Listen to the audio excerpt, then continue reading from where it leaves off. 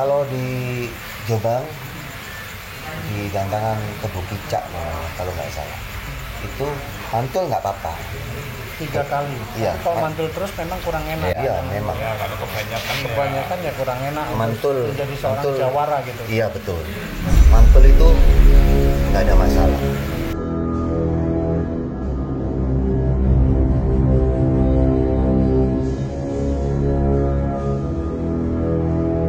Ya kalau ngalong itu biasanya burungnya nggak kondisi biasanya itu masuk kategori nggak kondisi. Iya. Untuk mencari burung jawara yang juara yang sempurna itu kan berarti harusnya tidak mempunyai kesamaan. Iya. Tapi kalau memang kita masih toleransi ya burung yang mempunyai pelanggaran itu bisa jadi juaranya di 2 dan seterusnya. Nggak boleh juara 1. Itu panikan ditamputi 4 sebelum dilaksanakan ibaratnya lomba ojo bengak-bengok fair play ngono lho. Akhirnya kenyataannya apa? Lapangan los ora enek pagar. Joki di bawah burung. Pemilik di bawah burung. Manuk kerja maksimal digabur hebat untuk juri-juri. Hitam putih 4 sukses ngelabui peserta ratusan. Sukses untuk hitam putih 4. Sukses melabui peserta. Sukses melabui peserta. Oh iya. Mereka itu bukan hanya sekedar piara kacer, lomba kacer atau bikin event khusus kelas kacer, bukan hanya seperti itu, tapi kita juga kepingin cara penilaian kacer ini bisa berkembang lebih bagus gitu. Dengan komunitas ini kita bisa sharing gimana caranya di daerah masing-masing itu disamakan cara penilaian kacer gitu loh. Untuk ya tujuannya untuk supaya kacer ini rame lagi dengan pemain-pemain yang baru. Nah, tugas kita sebagai yang kayak Pak Narto yang senior yang sudah berpengalaman bisa memberikan contoh atau ilmunya ke pemain yang baru ini, karena tetap kita itu pasti butuh orang-orang yang baru, betul nggak Pak? Betul, regenerasi. Iya, regenerasi itu. Kalau regenerasinya dirusak dengan sistem-sistem penilaian yang nggak benar, ya mau dibawa kemana? Pada nggak mau datang. Nah, mau dibawa kemana kan gitu? Kadang kan munculnya kan protes yang Iya. tidak beralasan kan. Ya protes itu kadang ada yang benar tapi banyak juga yang karena tidak paham. Iya. Gitu. Asal burung bunyi misalnya ngotot juara, asal kerja dari awal sampai akhir, kerja dari awal sampai akhir tanpa jeda kok dibuang. Kadang-kadang kan seperti itu. Nggak ngerti maksudnya, mungkin belum bisa membedakan materi yang dicari itu sebenarnya di. Tapi kalau sebabnya kacer sepi kenapa ya? Kenapa ya kacer itu agak menurun di jantangan untuk Sebenarnya nggak sepi. Sebenarnya nggak sepi. Sebenarnya sama. Ini loh, enggak nyatanya ya, kita real aja deh. Nah, banyak kan ya pas sekarang ini justru pas digandeng komunitas ada. Jiran kita ke Lakber, ya maaf, saya punya kacer jantan bingung. Jadi gini, ini pengalaman saya waktu masih pernah ikut EO saya. Saya pernah di Sidoarjo itu ngecek dalam satu kabupaten itu di Sidoarjo sendiri itu waktu itu ada 83 tempat lakberan. Nah di situ yang dulunya hanya 5 tempat sekarang jadi 83. Nah, kenapa kok sepi? Ya karena terbagi itu tadi. Jadi hanya tempat-tempat yang dinilai pemain itu rame, itu yang didatangi. Yang dinilai sepi, tidak didatangi. Padahal pecinta kacer itu masih tetap, masih banyak. Gitu. Pertama Terlalu banyak tempat lakber, terlalu banyak. Ya, kalau dulu mungkin event-event kelas 5 juta, 10 juta itu mungkin bisa 1 bulan atau 2 bulan sekali Pak. Kalau sekarang ini tiap minggu. Dan di tempat manapun banyak. Tinggal pilih kita. Tinggal pilih. Itu yang menyebabkan kesannya, bukan sepi ya, tapi terkesan sepi kelas kacer. Sebenarnya enggak. Perlu usaha ekstra untuk menyatukan semua itu, Betul. ya. Untuk menyatukan mereka yang punya keberanian di tiket 5 juta kan ya terbatas itu kan. Iya. Supaya bisa mengumpulkan cadangan 30 itu kan butuh energi ekstra gitu kan. Ya mungkin hanya semacam komunitas ini yang bisa dan lain-lain. Ya mungkin berarti itu Mas Edo terlalu banyak tempat latihan tanpa akhirnya nggak bisa koordinasi menang-menangan. Betul. Kan? Sama pakem yang tadi di Sultan atau Pak Andi yang ya mungkin serampangan atau apa bahasanya nggak ngerti itu ya, untuk memudahkan mungkin atau apa semacam itu ya, 2 hal itu. Caranya biar rame kayak dulu gimana caranya tuh ya kacer? Biar setiap latber ya setiap tempat. Caranya gampang, cuman ya kita nggak punya hak untuk itu sebenarnya. Tapi kan dengan ada komunitas itu istilahnya bisa bikin semangat. Bisa nggak misalnya membagi sesama kantor, dibagi jadi hari ini ke sini, hari besok ke situ, hari biar. Kalau gini, Atau EO-nya yang kamu Iya. hari ini jangan buka kelas kacer. kalau komunitas memang bisa ditata seperti itu enak. Tapi kan di sini kan, di sini kan apa? Individunya kan beda-beda pemikirannya juga, gitu loh. Kalau harapan kita sih memang ya kepingin kacer itu selalu rame. Tapi yang jelas yang bikin sepi itu ya karena menjamurnya tempat gantangan. Saya rasa kalau Bukan sebab pakem ya. iya, kalau gantangan itu nggak menjamur seperti sekarang ini, ya saya rasa kacer tetap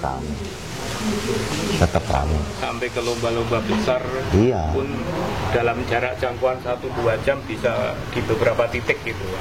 Yang lomba tiket lah, tiket 100.000 kan. Apalagi mungkin sekitar DKI itu mungkin lebih. Bahkan kalau di Sumatera kan masih 6 kelas kacer. Di Kalimantan juga masih. Di sini kan Iya. sekarang rata-rata berapa itu? Kalau yang bukan komunitas paling 3 itu. Iya. Iya, 3-4 kelas kacer ya. Kan, gitu kan. Apalagi yang full 60 dia mencari sudah kesulitan rata-rata. Terus Kalau tidak apa? melibatkan komunitas. Terus sama ini juga apa? Kalau kacer itu memang kan berisiko.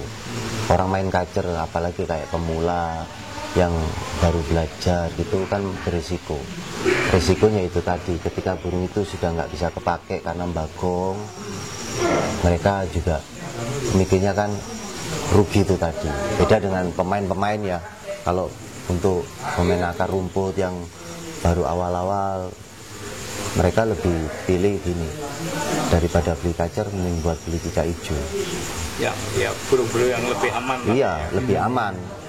Paling risikonya di des gitu toh. Tapi kalau kacer risikonya kita beli 15-20 juta. Ketika burung itu udah nggak bisa kepake, ya diganteng bagong, Itu ya kesannya udah jadi udah kesannya itu sudah wah, jadi 750 atau jadi 1 juta kan gitu. Bener ya Pak Darlo ya. Jadi makanya kalau orang main kacer itu harus benar-benar harus siap dengan risikonya, Harus spekter lah. iya harus Itu factor. mungkin salah satu yang membuat Iya. lomba kacer mungkin tidak bisa itu ya mungkin nyari penggemar yang benar-benar penggemar dulu. Saya pun juga gitu dulu waktu zaman SD ya, zaman Satria Dewa dulu baru beli sekitar 2 minggu rontok sulam. Pas setelah sulam saya lombakan ngebagong mulai dari awal sampai akhir, keluar keringet saya segini-segini. Burung beli 80 juta 2 minggu nggak bisa kepake ngebagong, keluar keringet aku segini-segini. Kan gitu. Ya harus sabar ya. Kalau memang burung kan mesti ada masa Saduannya itu apa? termasuk rutinitas Pak. Iya mabung ya. Dan mabung itu kan dia nanti kita harus naikkan performanya dia kan. Dan itu butuh waktu 1 bulan 2 bulan ya untuk menaikkan performanya dia gitu. Saya kira sih itu ya, kalau kacer ya harus vektor lah. Dan orang-orangnya ini. iya. Dan saya sekarang ini di komunitas P2AP sudah ada 62 anggota komunitas ya di seluruh daerah gitu. Orang. Komunitas. Iya. 62 Komunitas. Nah, jadi tujuannya adalah untuk mengangkat akar rumput ya, akar rumput pemain-pemain junior yang baru, yang dulu bapaknya main, sekarang anaknya mulai ikut lomba ya. Tujuannya untuk mempertahankan kacer gitu, supaya kacer ini tetap eksis di lomba-lomba yang ada di ya gitu. Tapi sudah ada semacam sistemnya ya, maksudnya sistem edukasi. Ini loh, kacer yang bagus yang kita cari itu arahnya gini, ABCDE. Terus habis itu mungkin perawatan lah secara umum ini harus begini-begini itu ada ya semacam itu. Ada. Untuk saat ini kacer yang dicari yang gimana ya harusnya? Untuk Yang saat inilah. ideal itu ya. Yang ideal gitu di lomba manapun masuk. Nah itu kan ya otomatis tuh yang dibilang nanti akan dibeli bos besar itu kan pasti ada lah gitu. Yang kayak gimana nih kacer yang harus kita Ya cari? yang istimewa itu tadi. Maksudnya jangan lari gini. Nilai kacer itu yang pertama itu kan materinya. Gitu. Kalau sudah materi bagus, cara bawanya bagus, Materi itu maksudnya Pak, variasi lagu. variasi termasuk isian itu tadi. Kalau cara bawa lagu itu ya cara dia bawa lagunya itu oper-oper lagunya itu lebih enak, lebih luas, lebih gitu. licin, ya. Lebih licin. Kalau orang Jabodetabek bilang itu licin kalau lagunya itu. Terus volume juga, powernya bagus. Speednya, Nah. punya tembakan panjang. Bergaya gitu. Terus ada lagi perform itu kadang orang itu terpancing dengan ekor aja. Kalau saya enggak, walaupun ekor enggak seberapa buka, yang penting ekspresi sama sayapnya. Kalau sudah sayap ekor nggak main tanpa ekspresi ya beda lagi, nggak ada Walaupun perform. materi keluar, Iya. walaupun materi keluar ya. Tapi bagus mana toh yang satu titik sambil yang kalau zaman dulu sempat kacer itu yang Gaya. itu kan. Satria Jawa itu kan yang mengubah tren jadi satu titik itu kalau iya enggak? Kalau kita gini, kalau memang di lapangan itu memang harus kita dapat yang nggak satu titik, nggak ada masalah. Jadi makanya untuk suatu pemilihan itu juri itu kan ibaratnya hakim. Ya mereka yang selalu harus bisa menimbang mana kelebihan, mana kekurangan. Jadi kita kalau bisa, makanya saya bilang gini, kita kalau nilai burung jangan terlalu saklek, harus fleksibel. Karena gaya burung, performa burung itu nggak sama.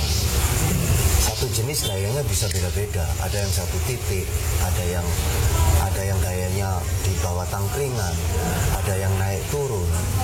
Tapi yang kita nilai itu bukan hanya performnya saja. Walaupun satu titik, tapi kalau nggak ada isiannya buat apa juga. Kita dengar juga nggak asik. Naik turun, tapi kalau lagunya nyeret-nyeret, tembak-tembak, dibawa ngerol, kelihatan indah juga. Terus kayak ekor, kadang masalah ekor juga masalah ekornya nggak buka, tapi sayapnya masih kecil, masih kelihatan indah dilihat. Kalau hanya sekedar ekor ya, saya pernah bilang kalau cuman ekor aja ya jangan juri kacer, juri merah aja bagus ekornya kan gitu. Intinya pada materi ya berarti. Materi. Artinya yang perform itu pendukung saja ya kira-kira ya. Jadi saya pikir mungkin kerja ke depan itu bagaimana mungkin kacer punya apalah rumah besar apapun namanya, punya keluarga besar kacer yang bisa menentukan atau inilah kita pengen cari kacer yang bagus, yang kualitas itu yang seperti ini toh ABCD. Terus kemudian disosialisasikan, kalau Pak Narto bilang apa tadi P2HP ya. dengan 62 komunitas diturunin ke sana, kan berarti mendekati seragam itu Pak. Kalau udah seragam kan punya kekuatan. Mau lomba, ayolah pakemnya ikut kita lah, kira-kira kan seperti itu. Ya kira-kira seperti itu atau gimana? Iya, saya kira sih kita bikin pakem yang baku dulu gitu. Iya. Jadi itu mungkin PR-nya keluarga kacer lah, membuat komunitas atau apa ya. Mungkin bisa apalah di dalam bentuk tertulis seperti itu. Bisa jadi acuan juga buat EO atau ini loh, mintanya orang kacer biar lagi. Kira-kira seperti itu ya nggak begitu? Ya mungkin gimana Bapak, cukup waktunya habis. Terakhir depan mau dibawa kemana? Ya mungkin seperti itulah Mas Andi sama Pak. Ya saya berharap sih dengan adanya komunitas itu, saya berharap kelas kacer itu semakin rame, terus makin dihilangkan. Terus jadi bukan hanya menjadi kekuatan ego tapi terus Egonya gimana nih? sistem penilaian itu juga semakin bagus. Makanya saya sangat respect banget ketika P2HP sudah mulai bikin event sendiri yang artinya P2HP juga punya pakem yang menurut P2HP ini loh, penilaian kacer yang sesungguhnya yang seperti ini. Karena berdasarkan memang pengalaman seperti Pak Narto punya kacer seperti apa, pernah punya kesalahan juga. Saya pribadi juga pernah punya kesalahan dalam lomba ketika burung itu kita lombakan. Benar ya Pak Narto, seperti itu ya. Jadi saya berharap ada lagi nanti komunitas lain itu yang mengikuti P2HP. maksudnya komunitas kacer yang belum bergabung jadi bergabung lah katakanlah seperti itu ya. Kan sekarang ini banyak komunitas, ada P2HP, ada sekarang apa, banyak kan sekarang. Kita berpikir P2HP itu kan jadi rumahnya komunitas kacer. Saya berharap itu walaupun beda nama komunitasnya, tapi saya berharap mereka semua ini bisa jadi satu keluarga ketika kita ajak sharing tentang cara penilaian, terus apa kayak cara ngerawat. Intinya untuk kemajuan bersama lah. Bolehlah kita beda baju, tapi tujuannya kita tetap sama, yaitu untuk menaikkan rating kacer itu seperti dulu. Jadi hitam putih itu apapun ibonya, apapun timnya, apapun organisasinya, ya hitam putih tetap hitam putih ya. Kalau bisa hitam putih mau dibawa kemana itu biar rame. Ya itu tadi. Ke satu titik itulah ada rumah besar ngarahin itu kan, membuat semacam kesepakatan diikuti. Tapi pemain menurut Bapak sama Bang Andi kan udah lama nih main burung ya. Pemain sekarang pemain itu ya semua yang bos mau joki. Pemain itu sekarang kayak gimana sih di mata dia senior nih dua nih. Yang pemain sekarang loh, bukan pemain dulu. Kalau pemain dulu saya sempat ini datang fighter. Kalau pemain sekarang tuh ambisi juara. Kita yang cari istimewa, semua merasa burungnya istimewa. Ya mungkin kalau yang paham bisa. Artinya gini, selagi kita berambisi untuk juara, maka itu tadi. Terus untuk mengurangi ambisi, mungkin semacam menata harga tiket biar kalau di ambisi berarti dia komplain berarti tuh. Misalkan komplain terus nggak diterima gitu kan di apa gimana? Beda dengan gini. ambisi juara dengan ambisi ingin juara, menampilkan burungnya yang jadi yang terbaik itu beda. Kalau ambisi juara biasanya bisa mengalahkan segala cara. Tapi kalau ambisi untuk menampilkan burung yang maksimal itu positif dorong, iya, larinya itu ke apa ya? Larinya itu ke benar untuk merawat. Kan mungkin ketika juara merasa nggak maksimal pun ada malunya ya. Iya, betul. Ya seperti itu. Saya pun juga gitu. Kalau burung saya nggak maksimal, juara itu jangankan kurang puas. Iya. Mau ngambil aja malu kita Pak, ya kan Pak? Kita malu, ngambil aja malu. Pokoknya bagong. Kalau bagong udah biasa. Biasa ya, namanya kacer ya. Sudah biasa. Cuman kalau pas kerja nggak bagus, juara itu yang nggak biasa.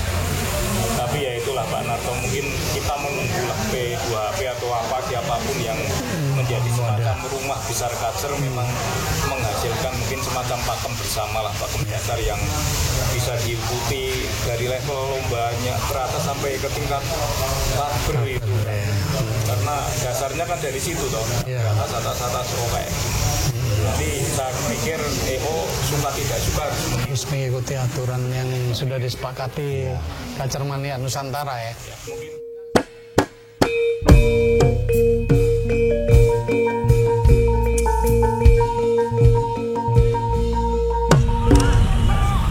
Mula untuk panitia hitam putih 4 sebelum dilaksanakan ibaratnya lomba ojo bengak-bengok fair play ngono lho. Akhirnya kenyataannya apa?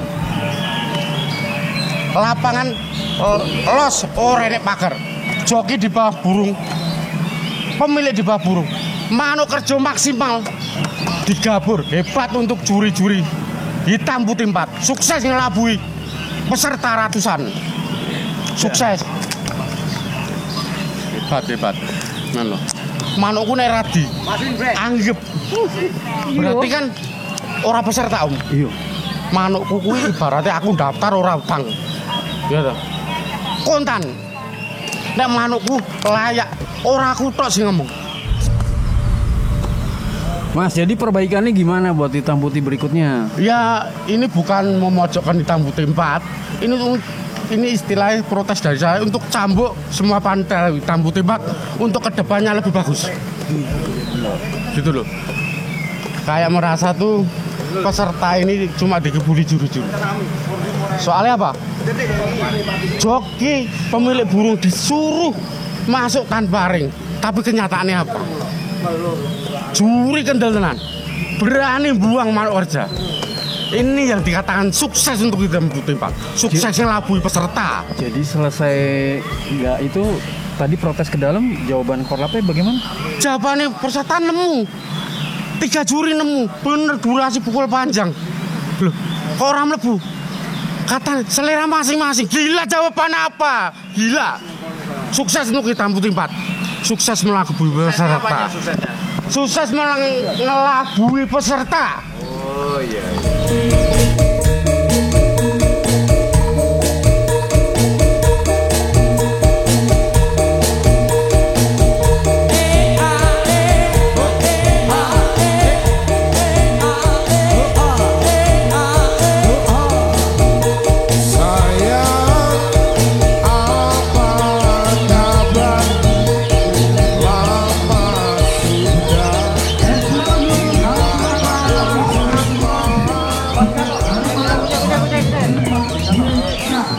Dikasih buat siapa? Buat kamu. Buat kamu.